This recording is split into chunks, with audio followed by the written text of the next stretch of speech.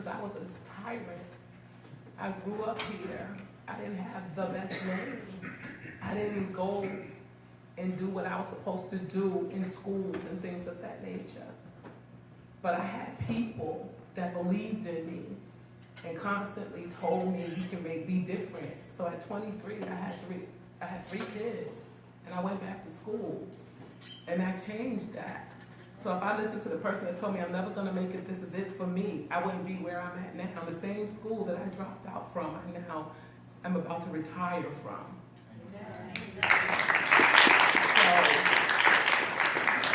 So you can make it. Nobody, no mother should feel what I'm feeling right now. When I went out and started Mama I Am, because Mount Vernon didn't have a lot. We had all these murders, and you had parents with no answers, and it was just, that was it. And at that time, I had 3 living kids. My kids were almost murdered. God spared them. But I said that it's time to fight. And we got out there and we fought. Damon and Cynthia were my mentors, which helped me lift Mama I Am off the ground. And we fought. We fought hard. We fought strong. And we did not give up for what we believed in at that time. At that time, I was dealing with a group of mothers who I couldn't understand then. All I can say is I can sympathize. I can't believe, what you're feeling. I wish I never had to feel this, to know now what they were feeling. And the only way I can describe it is that God put that child in your stomach and in your heart, and that's what feels like it's ripped out. It's ripped away from you. For what? For what? For what? They're killing off each other. For what? If they can sit back in jail cells now and say, what was that for? They really don't have an answer. They don't have an answer. I'm not going to sit and say, my child was the best child, but he was my child. I understood what nobody else did about him. And I know that he was a loving child. He listened. He respected his elders. And he had a lot going on for him. But he wasn't given a chance for nobody to take him under their wing.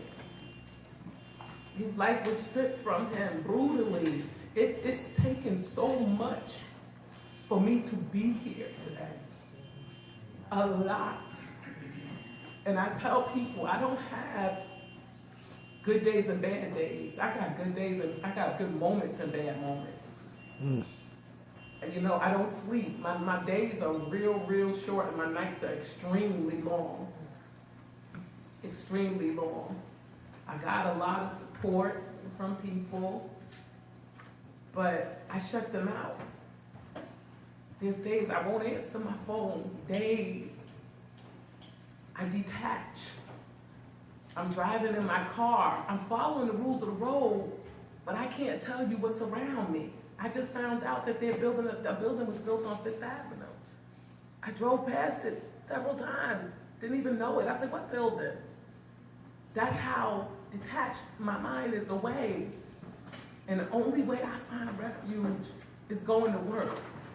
Those 6 hours, I'm not thinking about anything.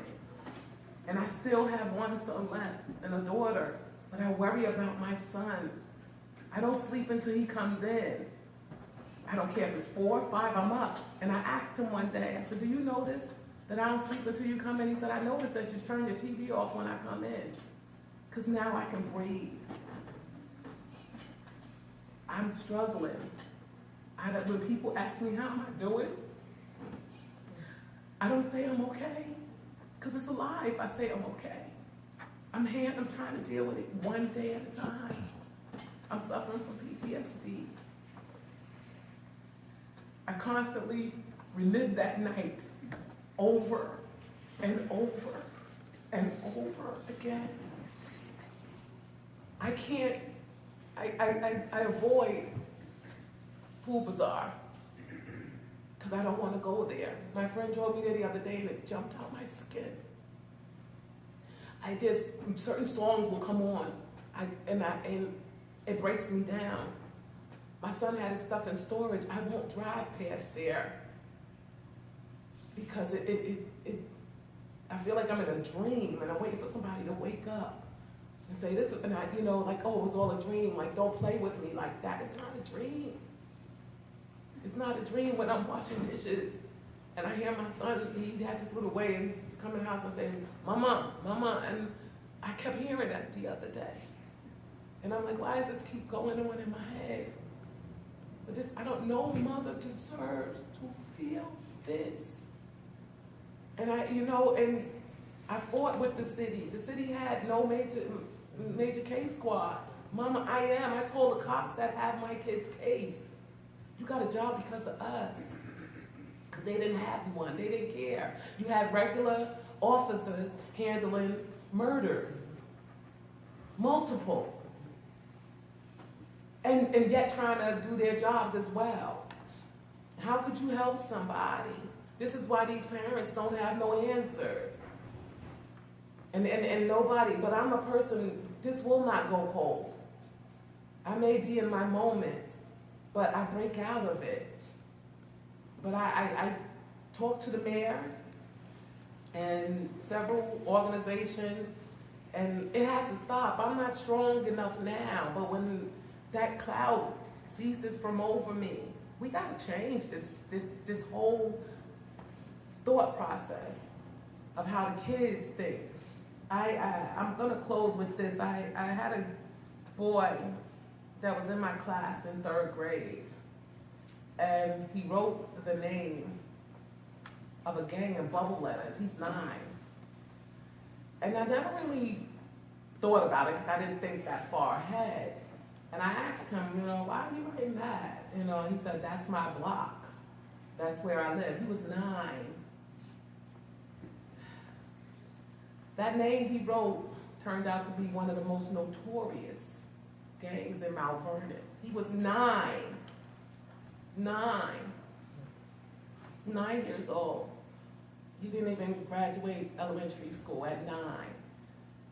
So if we don't try to grab this now and stop it and get together and say, let's bring big brother, big sister back, because there's girls out here that need it. I always hear everybody talk about the guys. What about those girls that's harboring them and with the things that they're doing? What about those girls that don't know? Every time you turn around, it's a guy thing. No, it's not. These girls help. They help plan murders. They help hold weapons. They think that where they're at is it, and they don't know. When Damon was running for city council, I went around campaigning for him. And I went door to door. And I was just shocked at how clueless a lot of people are to what's going on in Mount Vernon. They're just here. And this is all they see. So they need to be enlightened as to what is going on. Because we got kids at risk, and I want to get the kids. Because if those are the ones that's coming up. Yeah, we can put them all in jail. We can grab handfuls, busloads, and put them in jail. But they already primed the little ones to take that. Now I'm gone. It's your turn. Because they feel like that's all they have. It has to stop. Nobody deserves this. And I say, I'm not on social media because it's too much. A lot of people pay homage to my son, and I'm not video ready to see it. I'm not, I can't. I went out the other day for my girlfriend's bridal party, and I had a ball. And somebody just wanted to show me the video on live, but before I seen the video, a picture of my son popped up, killed my night. It took a beautiful night, and I cried all the way home. Didn't sleep. This is too much. And then to hear another person die, and another person die. This is too much. It has to stop. I said to the mayor, something gotta be done. This has to stop. And at what cost? At what cost? But, me and his father, like, I'm just like, I can't take no more. I have a nephew at risk. And I fight, I think about him. We need you guys, you men, take somebody, put them under your wing, no matter how bad, brutal they are. Because guess what? There is somebody. One of them will listen. You may not get all 10, but if you get one, and go after that one, that he's the leader, that's the one you go after, because if you get him and you change him, the dominoes are gonna fall. Ladies, grab some of these young girls. They said, I called up and asked what happened to big sister, big brother. They don't have enough volunteers. They don't have enough volunteers. We need to get out there. Get to these buildings and let these girls know they don't have to sit home, because this generation of the millennials that I've been noticing, they believe that things are gonna come to them. Reality check, somebody needs to wake them up. It's not coming to you. And I know this because I see it in my own kids. It's not coming to you. You gotta go out and you gotta grab it. You gotta get it. And even if you're in your 20s, help the little one. Let them know. Because right now, they only know what they see on TV. They only know what they hear. Music is so influential right now. If the music tells you wear your hair blue, everybody's gonna walk around with blue hair. If the music tells you, to put a horn out your head, they're gonna put a horn out their head. The music needs to change. It needs to change and put forth more positive things. So that we're not raising little killers. We're not, right now, a lot of these young girls' aspirations is to go and get bodies and strip. No, that's good money, but no, you need to know you can be more. You can be more than that. That's temporary. They're dancing, they're making a lot of money, they're on TV. But what else do they have? Are they happy? What happens when that body falls? You can't strip no more, you can't dance on that, but what you got? You got nothing. You need a backup plan. That's what you need, a backup plan. These boys need to know that the streets, that's not it. There's more to it. And I'm scared. I'm scared because this is our future. This is what's coming. And I'm not only talking about Mount Vernon, all over the world. Politics has become a joke. They're making a mock of the presidential election is a joke. I don't even want to watch it anymore. It's a joke. And I feel like that's a disrespect to our nation. It's disrespectful. So now what does that tell you? No, we can make it, we can do better. This has to stop. And the Mount Vernon used to be a place. I grew up here. We used to walk home at night. We had things to do. Kids are not kids anymore. They're coming from the womb to the dance floor. And it's, they're not allowed to be children anymore. What happened? We used to play, role play, imagination. They don't have imaginations no more. Because, and then you got kids raising kids. And they don't know. They didn't have nobody to lead them, so how could they tell them what's right when they clueless themselves? But that's when we, as a village, have to help out. This town is too small for the things that's going on in it. It's too small. It's too small. And I'm gonna close with, we gotta stop this violence. They talk about Black Lives Matter. You're killing off your own, so how does it matter? My son, no white person came up and shot him. His own color shot him. His own color shot him. They're eating, they're sleeping, they're enjoying life. My life will never, ever be the same again. ever. Ever. I got a granddaughter that came to see me and said, where's my dad's stuff? She wants to call him.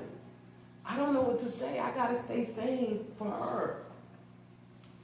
So I can't have her over my house, because if she sees me like this, it's traumatizing to her. I can't answer her questions. I kept trying to detour, and you want icy and, fun things, and, just to get her mind off of it, but I can't, because she's asking me. It's not fair. It's not fair. And I try to tell people, to lose a child, I lost my mom, I miss my mom so much, but it's a different feeling. It's a different feeling. He wasn't estranged from my life. This is somebody who walked through the doors. And when he walked through the door that night, a thought in my mind couldn't tell me that was the last time that I was going to see my child. There was nothing, I had a stressful year at work. And that Friday, I went home and I said, ooh, I had a good day. We got a few days left, it's over. And my phone rang. That was a phone call that I would never want to get. And I got it, I couldn't do it. I couldn't do it. So I try to tell, it has to stop, we have to do something. We gotta get together, and embrace each other. Embrace each other. Let's not care about who's doing what, who got on what, who got this, who got that. No. And let's teach the ignorant ones. Because if we don't teach them, they're going to remain ignorant. If they don't know how to walk through that door. I'm going to close out by saying I thank you. I'm honored to be honored by you. And I thank everybody who came. And I just want to say, let's stay together. Keep this strong. Really, really strong. I'm really happy to see the young people in the back. And I am going to say I'm overwhelmed with the responses I got. And I'm telling you, my son would be so happy. He'd be dancing. I didn't realize till now that how much he was loved. I knew he knew everybody, but how much he was loved. But just like the rappers or the singers, tell somebody you love them today. Today. Let them know how you feel about them today. Today, because we don't know. And you don't want to say, oh, I didn't get a chance to. Because if I knew that when my son walked through that door and said, all right, Mom, if I knew that was the last, I would have hugged him. But I didn't get a chance to. And I'll never get that chance again, ever.